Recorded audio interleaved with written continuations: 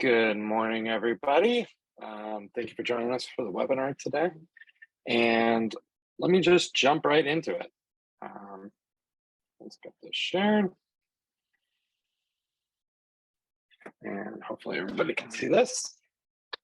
So today we're talking about Edgemesh. For those of you who don't know Edgemesh, we are a performance company focused on kind of the mid-market. So we obviously have a lot of customers on Shopify. Shopify is a very, very important platform for the firm.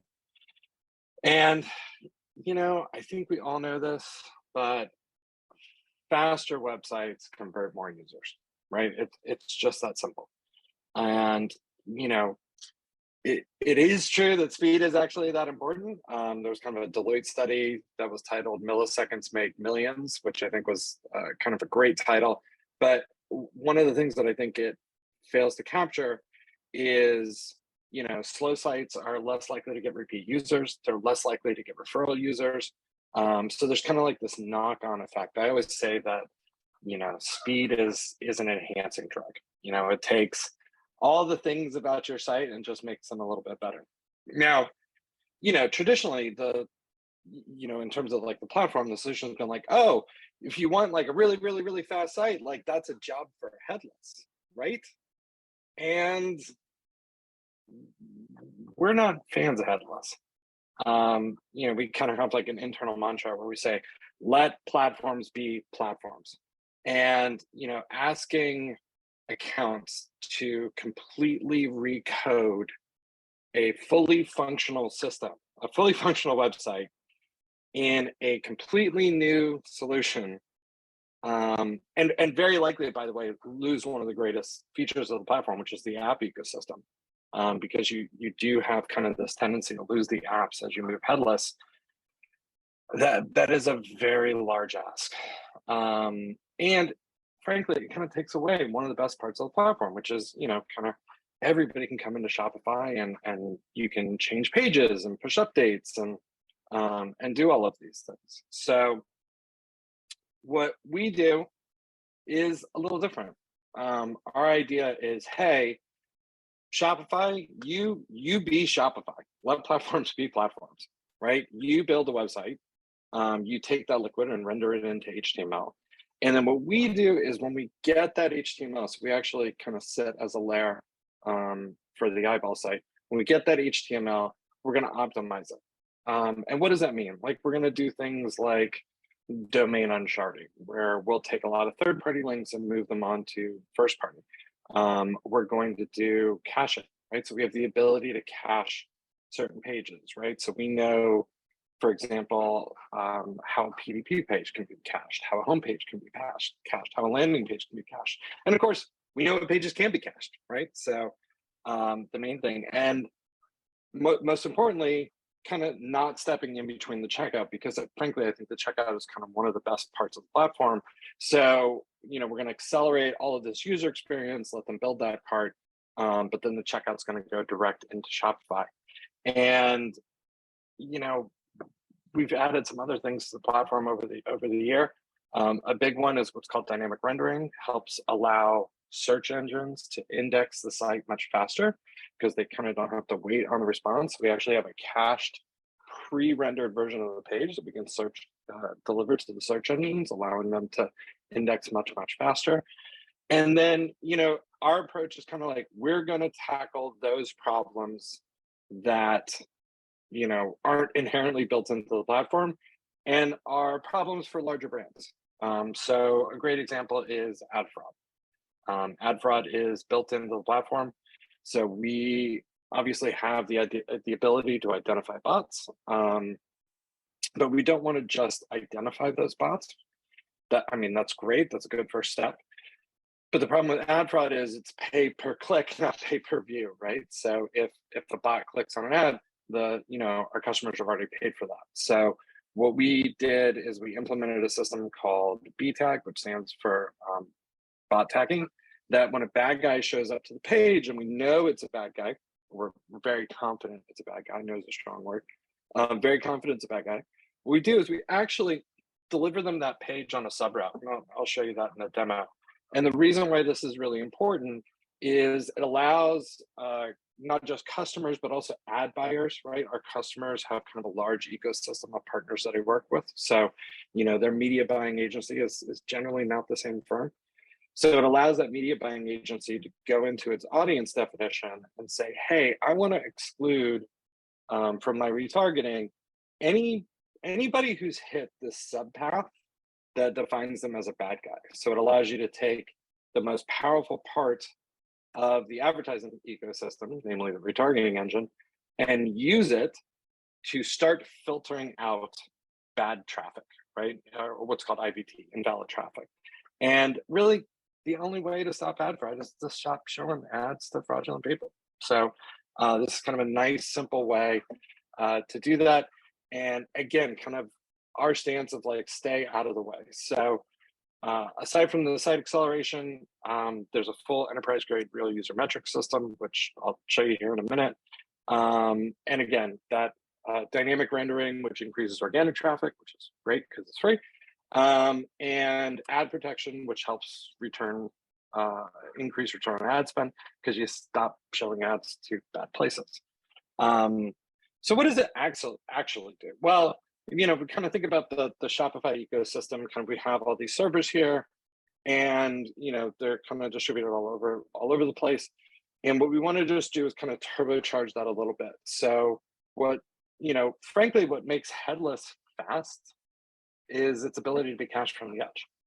And so we're giving we're giving customers that headless level of performance, namely, edge caching and kind of edge optimization without the headache. So the customer doesn't change the workflow. They still work in Shopify all day, design in Shopify all day, use all the apps in Shopify all day. The only difference is that we're fundamentally serving the page from, with cached versions. We have the ability to kind of control that cached versions closer to the edge. So customer just, the onboarding process is, we actually do the onboarding for the customer. We'll make a duplicate copy of the theme, just double check it to make sure there's nothing wacky in there. Generally, this is one line of code, or we'll add one line of code to enable some of the Edgemesh clients. And then we update the DNS record and we're done. And then most of the time, our customers and kind of their marketing partners, they don't even know that Edgemesh has been onboarded because nothing changes in their workflow, which frankly is how it's supposed to be, right? Let platforms be platforms. Everybody's already plugged in. Let's not, we want performance, but we don't want to give up all the great things about the platform. And so we kind of look at our role with, kind of where Shopify is and where we are. Our job is really to focus on kind of those niche edge problems that we can solve. So in the acquisition thing, dynamic pre-rendering is a big win. Are there tools out there that can do that? Sure. There's, prerender.io is probably the exemplar, but we just built it, right? So customers don't have to worry about it. Helps increase organic traffic by dramatically decreasing the amount of time it takes the indexer to index the page. And then, on the acceleration side, right, edge caches are a huge win. Helps take some of that heavy load where you go from liquid to HTML. Now you kind of only need to render that HTML every once in a while. So hopefully save some of that translation cost. But also we can do a lot of optimization at the edge that's very, very, very specific, because we're literally, instead of, if headless is talking to Shopify over APIs, we're talking to Shopify over HTML. So we see the HTML page and we're like, this is a really good page. We're just going to do a pass of some optimization here. So a lot of that is things like image optimization. Shopify does great with image optimization, originally with WebP and now with AVIF as you move to Cloudflare. But we can go one step further, right? So the ideal image format is a set of HTML using what's called a source set that has that image resized in all the different sizes so that you don't deliver this big image on a little phone and force the phone to resize it. Can customers do this? Sure. They can go through, they can take an image and they can, resize it into all the different formats and store it. Or they can just add an attribute called data EM optimized to an image tag. And we will actually, when we see that attribute, we will change the HTML and build the source set and then resize all the images on the fly. And, we're going to build a version of that HTML that has AVIF images if you're in Chrome. We're going to have a version of that HTML that's WebP if you're on, kind of a modern browser. We're going to have a version of that HTML that's whatever, JPEGs, if you're on Internet Explorer. So, image optimization, huge win, no lift, saves developers time, saves customers money, right? Because they don't need third-party apps to do this. And again, really just most of our customers love the image optimizer because it allows the marketing team to do what they want to do, which is frankly just drag and drop images into the platform. They don't want to have to reformat them into 10 different sizes and 3 different formats. And of course, the cache is a big thing. And then we just released a function called Script Loader. If you're familiar with a company called Yada, they have an interesting approach to this where they effectively take all the JavaScript on the page, kind of identify when it should run and how it should run. We took a little different approach and said, no, we're actually just going to give you attributes that you can apply to these scripts. And you can have some scripts load after the onload event or some scripts load after the interactive event. And again, kind of putting the power back in that developer's hands. But we're talking about literally adding, 8 characters to a script. So it's great because it's not quite as difficult to debug as something that's kind of reordering all the stuff on your page. And yet gives you the same benefits, right? So we had a customer who implemented the script loader in they told us it was about 40 minutes. And it was roughly 30% reduction in the largest contentful page. So kind of a really big performance win for really low effort. It's great for agency partners because they can kind of come in and just change these things, really, really subtle, really small optimizations, and, combined with all the other optimizations that we do automatically. So I just want to hop in and show you a quick demo because very few people get to see the portal unless you are a customer. So this is the portal. This is a customer, Ridge, great customer. Wallet company moved over recently. And so we capture detailed level performance metrics. I mean, we capture everything, right? So the way this kind of page is laid out, the performance metrics here are effectively how a web page loads, right? So, establishing a secure connection, opening up a socket, things like that. Generating a request. So this is kind of the request time. And you can see we always have customers kind of add the metrics gathering before they actually roll over to Edgemesh server. So we get a nice baseline. And this is kind of where we were kind of on Shopify native with, a little bit of a hiccup here.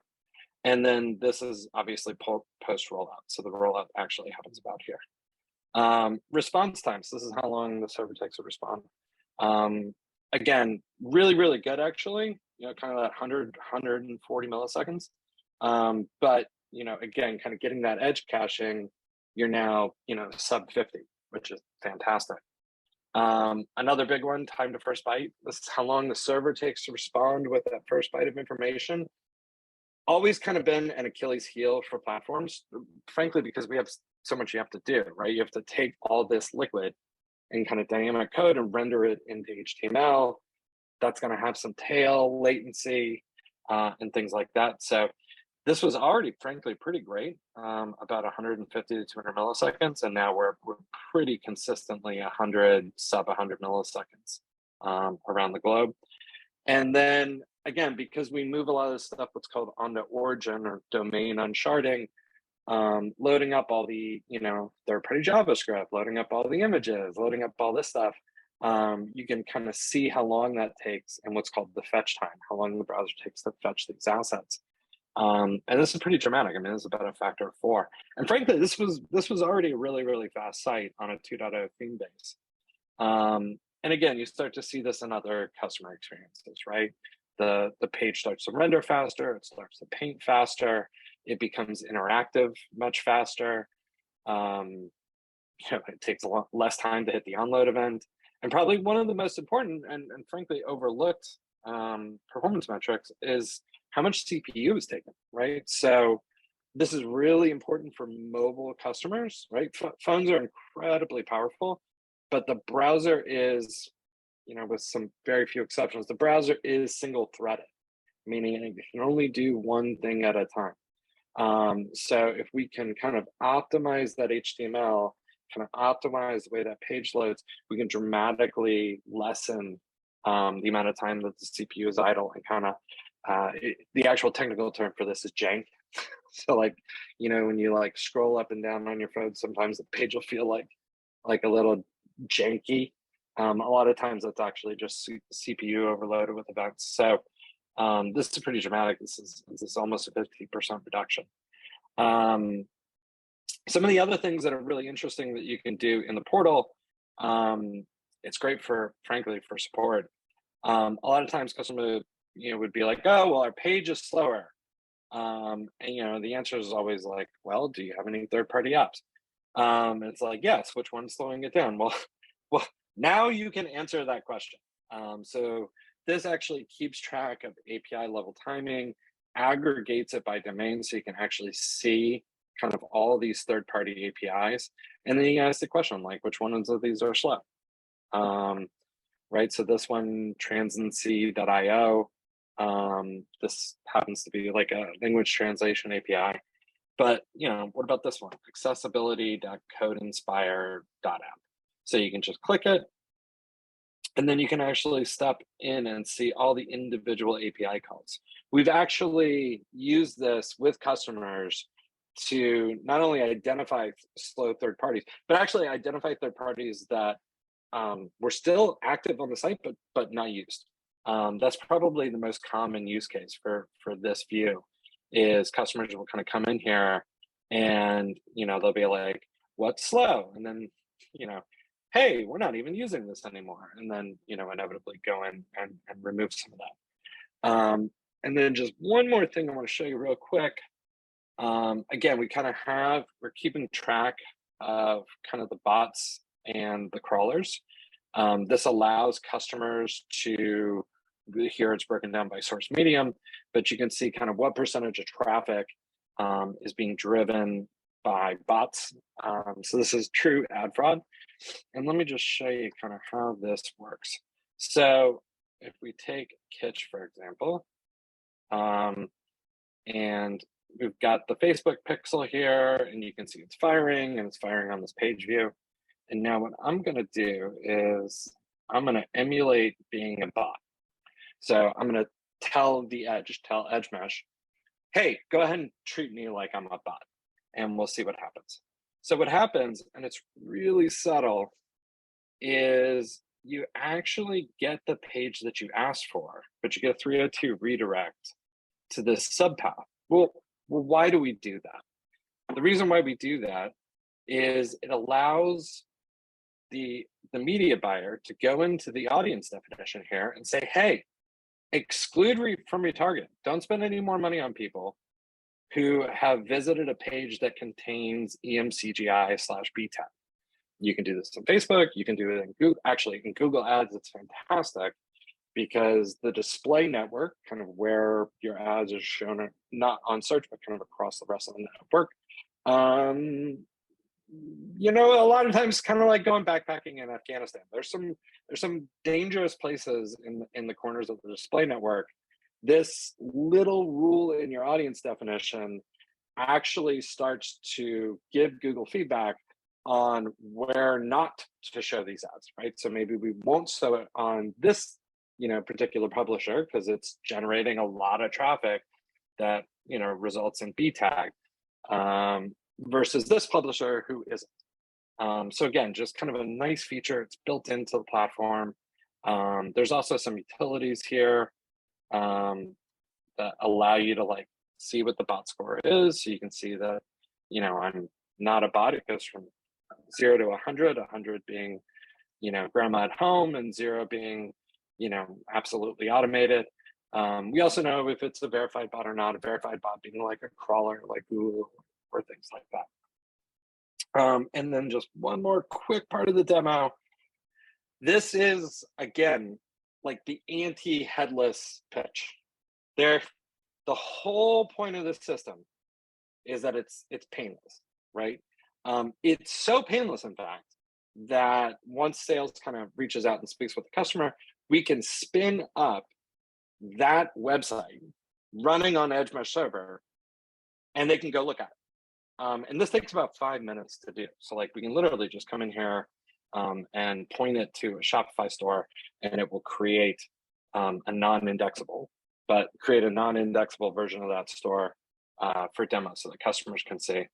And so I was just pulling this up this morning, and I could see that the sales team is talking to Liquid Death, which is some kind of water company. And it's kind of got the before and afters from PageSpeed Insights. And most importantly, it stands up a fully functional version of the store that the customer can come and look at and, make sure that everything looks the way they want. They can actually see, how each one of these individual pages will render. And again, 5 minutes. So now let me hop back into here. So yeah, like I said, we do effectively one thing, and we really try to focus on that. We focus on performance, right? We want to do all of the speed and optimizations that we can do without getting in the way, right? We don't want to require customers to write new code. We don't want to make things difficult to debug. We don't want to change the actual workflow. We actually want customers to move faster, not slower, right? So image optimization, again, a great example. Just kind of a silly problem that hangs up marketing. Now they can just drag and drop and drop them into Shopify natively and know that that full source set will get created and all the different formats will be done. And of course, this is what we do. So, we have a very hands-on relationship with customers. Each customer gets a Slack channel, for example, direct into engineering. Now, we only work with larger brands. So like, when does Edgemesh make sense? I'd say probably 25 million in revenue is kind of the floor. If the brand's below 25 million in revenue, it's not that speed won't make a difference. It absolutely will make a difference, but that money is still probably better spent on finding, effective ways to acquire traffic and scale it. It's not an inexpensive product. So, there is kind of a minimum that makes sense. But the results speak for themselves. Some customers of ours, Baksu, kind of started on the platform right before they really took off, and then really, really took off. Goriana, a very complex page, frankly, a very, very complex page. Not yet ported to a 2.0 thing, kind of had a lot of legacy complexity, and yet, again, was able to actually make that page run 2 times faster with no effort. I mean, there was no developer effort.